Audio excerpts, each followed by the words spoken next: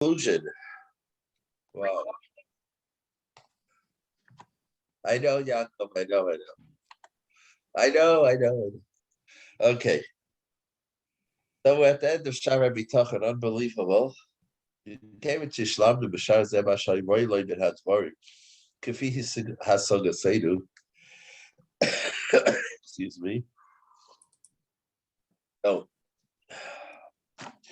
Since we've done what we can, based on our ability, what are the things you gotta stay away from? What are the things that are obstacles to trusting in Hashem? So Ramil explains it's important because even if a person does everything recommended to achieve bitachon, he might still fail unless he's fully aware of the difficulties in his path. To begin with, number one,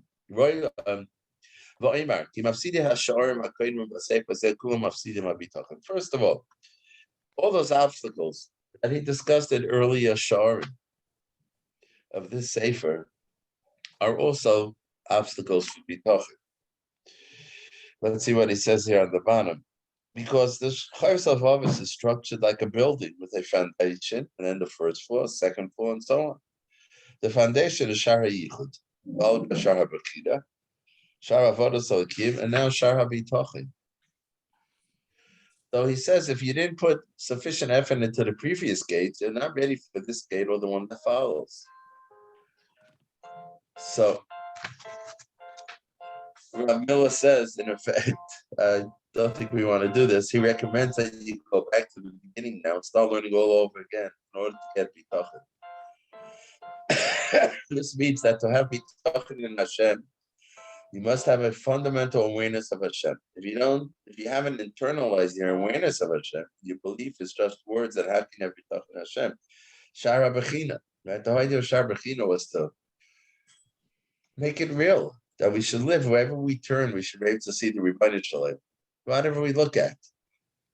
Right? It's just yesterday, was it a few days ago? We talked about being in the supermarket and looking at the fruits and the vegetables,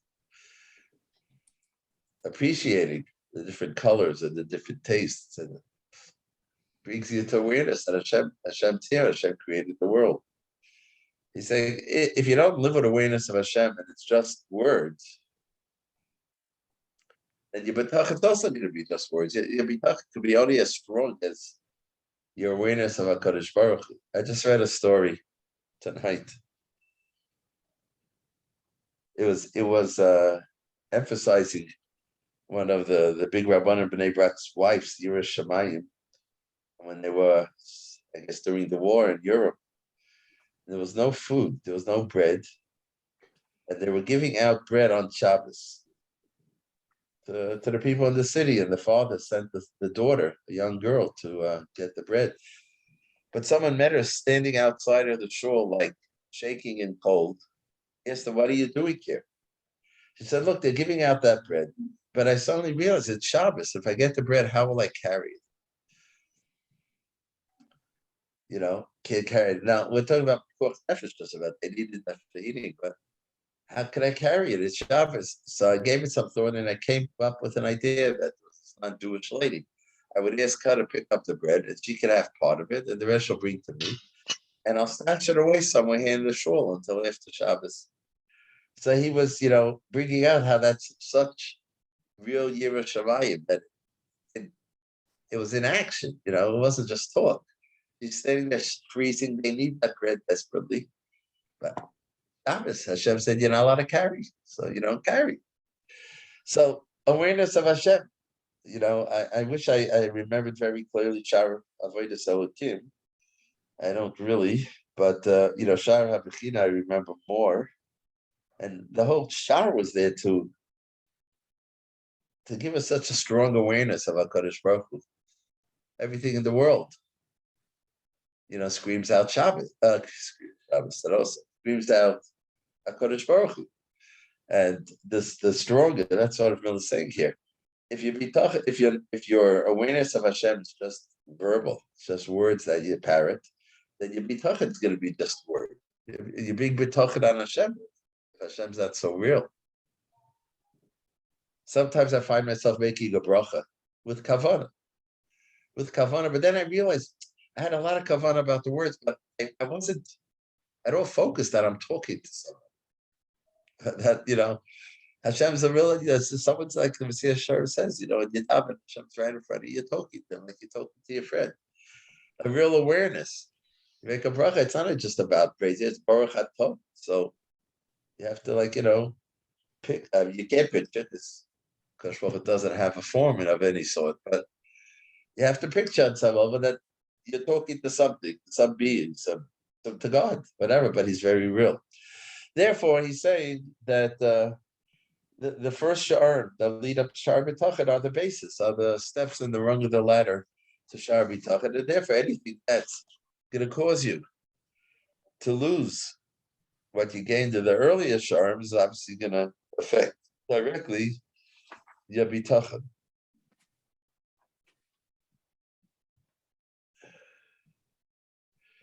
Okay, and he goes on here, he said it when we were learning Shar B'China, your first job is to really and sincerely convince yourself of the presence of Hashem in this world. Don't say it's enough to rely on tradition. Tradition is very good and education is very good, but it's important to gain a concrete feeling, a sensory perception of Hashem's presence. You have to really be aware. And I guess that's, the more I think about it, what Shara B'Tachon was all about, to be really aware of the presence. You live with a presence. Just as you have no doubt about what your senses tell you, so should be there's nothing as obvious to you as the fact of a great designer. Everything in the world demonstrates plan and purpose. But if you don't look for it and see it in practice, your words alone are not enough. When people study Shar B'China, they see many examples of nature shouting out to them. Look at the wisdom I'm demonstrating. It is an immensely complex, clever design that even the greatest engineers among men will never be able to achieve. The smallest seed that falls from a tree is so full of extraordinary wisdom that merely by looking at that seed, you can become a thoroughly convinced believer. You can be impressed merely by the shape of the wing attached to a seed, a complex design that causes the seed to fly in the wind in a specific and efficient way. When that becomes fixed in your mind, you've made a foundation for the subject to be taught. When you think about the seed itself, you realize it has millions of bits of information printed on the DNA helix, telling that seed how to make an apple tree or a sycamore tree. A little seed, how big is an apple tree? It's tiny, but in that tree, it needs to be coated. The roots, the trunk, the trees, the branches, the fruits, whole system of absorbing nutrients and water from the ground and the photosynthesis. Everything has to be coated into that little seed. All that information is arranged in an orderly way. Each part steps forward to do its job at the moments that it's required. So much chachma that's just shouting out for someone if he just takes out the time to see. And the chachma is so overwhelming that you could feel the presence of HaKadosh Baruch Hu. There's no question when people study that with an open mind, they're going to come to a clear-cut awareness of Hashem. And that's why in order to master B'Tachon, you have to start from the beginning of the Sefer and plot through all the details and absorb all the ideas that it teaches. Right? It becomes very clear why Shar B'Tachon comes after that.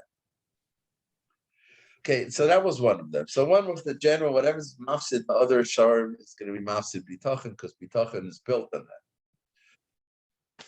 And now he says, Umi mafsid of oid, another mafsid, hasichos binyan haboyer b'noisav ha'toivos. The opposite. Ignorance of the nature of Hashem and his benevolent attributes. If someone doesn't appreciate the compassion of Hashem for his creations, and how he conducts them, supervises them, and rules over them, and how they are bound by him to do only what he has given them the power to do. Whoever fails to appreciate all this, Lo yenuach liber v'al yisbach alav. He'll not have confidence in him, nor will he rely on. We learned at the beginning of Shar B'Tachon all the conditions that are necessary for someone to have B'Tachon. You have to believe that Hashem is good. Not only is he good, but he's only good because he's not totally good. So maybe he's doing bad now. If he's not totally in control, so with all the good he wants to do, if he's not totally in control, then you can't rely that you're going to get good. Maybe he won't be able to do it, right? If he doesn't see and know your needs, and it's mashkiach on you totally, so again, he could do whatever he wants. He's totally in control, but he may miss my needs. I'm a little creature, so I'm a speck in the universe. So if any of these things are not clear to you, they're going to be mafsid your bitachon. Your bitachon is predicated on this knowledge. And this has to be something that becomes very, very real to you. These truths, he's saying. In the depths of your heart, that Hashem's in charge, and He is the only one in charge, He's completely in charge, that He is. Even this, that I can't turn the page. Looking at you every minute, He's thinking about you every minute, He's fully concerned about you. You have to be convinced Hashem's intent on kindness. Again, if any of these things are lacking, our bitachon is going to be lacking. Of course, that's also included in the previous gates, because all the things we have learned in those gates are for the benefit of the world, and they're an expression of His compassion for the world and the people that inhabit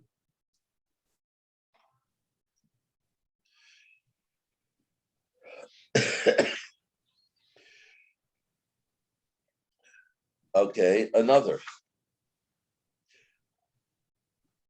Ubehem sechlusa, when a person's foolish, he is lacking wisdom. In mitzvah is haboiri is for it. What do I mean? Hashem's Torah. Asher hizibol lisbach haLevavos, that the mitzvahs of His Torah, in which He commanded us to rely on Him and to trust Him. What is that? A person needs to be aware that bitachon is an obligation, no less than an obligation putting on tefillin. A person could think bitachon is a great thing. It's all great to have it. Gives you a great life. But I don't have bitachon. So he's saying that, no, it's a mitzvah, just like tefillin. He's likely to fail if he doesn't have that awareness, but thinks it's something voluntary, intended for exceptionally pious people, such as if he says to himself, maybe I'll get around to it someday. But if he knows it's urgent and immediate, he realizes he can't wait. The truth is that Hashem expects bitachon of him. So he has to hurry up and acquire that attitude. Test me now in this. Hashem wants us to have faith in Him and look forward to see how He will reward us. This means we're expected to have a feeling of awareness that He will reward us for our good deeds. V'omar bitchu Hashem adayad, trust in Hashem forever. That's a mitzvah, a commandment given to us by Hashem. It's not merely a voluntary offer. So it's an obstacle to bitachon if we don't know that it's an obligation, because we won't invest in it. We won't work on it. If we think it's voluntary, it's a nice thing. Another of the mafsidim, another obstacle to bitachon is a person's inclination to rely on immediate causes, which he sees, and without realizing that these immediate causes are not the real causes. It's the distant causes that are important. Yet way back when spoke about the water wheel, that the ultimate cause for that water to be drawn out of the well is always back there where the water wheel is, and the water that's pushing the water wheel. You think it's the pail that's bringing up the water, but really you have to trace it back to the initial cause, which is the main cause that's running the whole show from a distance. He says the same thing here. A mafsidi of zirus is to focus on what's up front in front of you. I did this and I got that. And I did this act and I got that. That resulted in that, without saying that was being,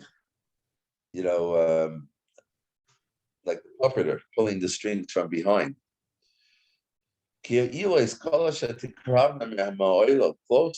the causes are to the resulting action.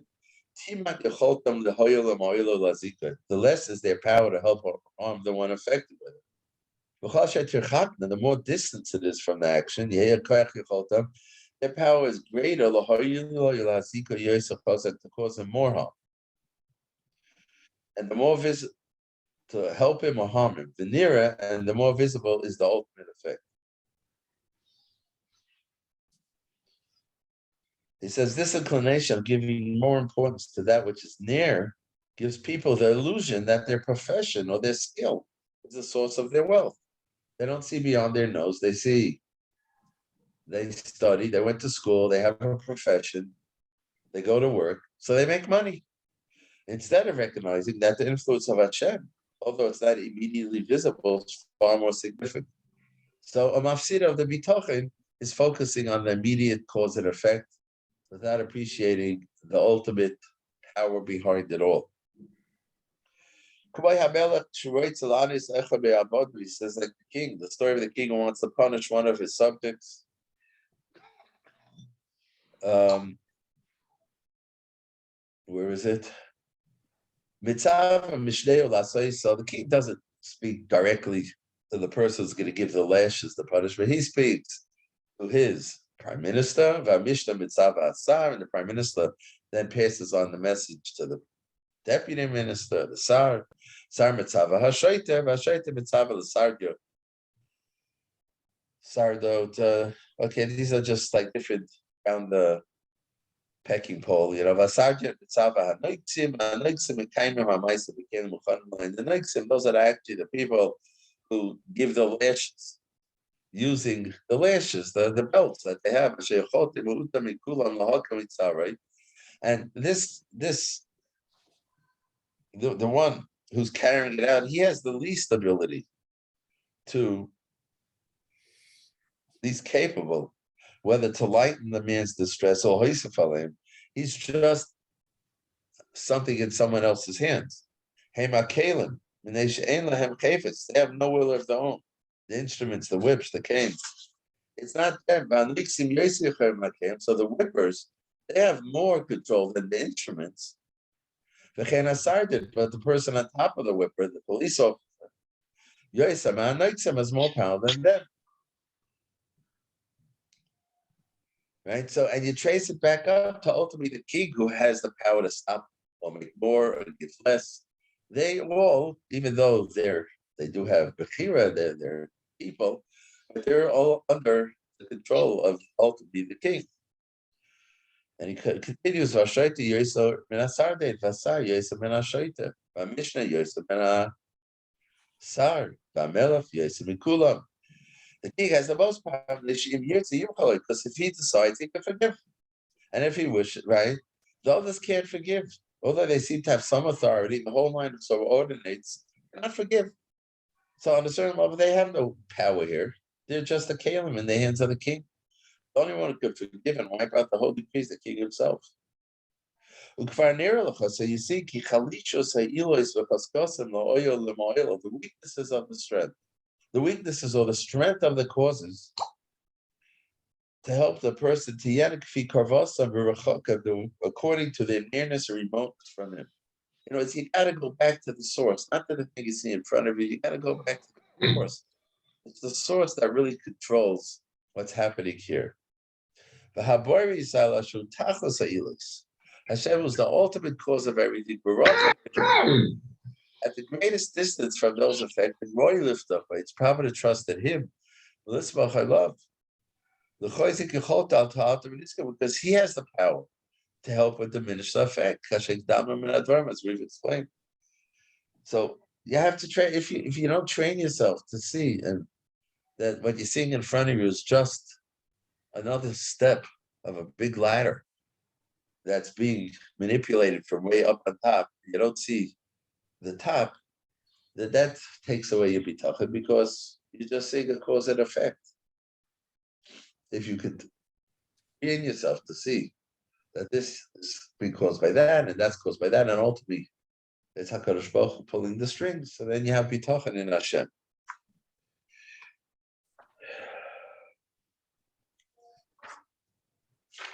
The same is true in this world. That was a mashal. All the difficulties that people suffer in the world are the results of Hashem's decrees.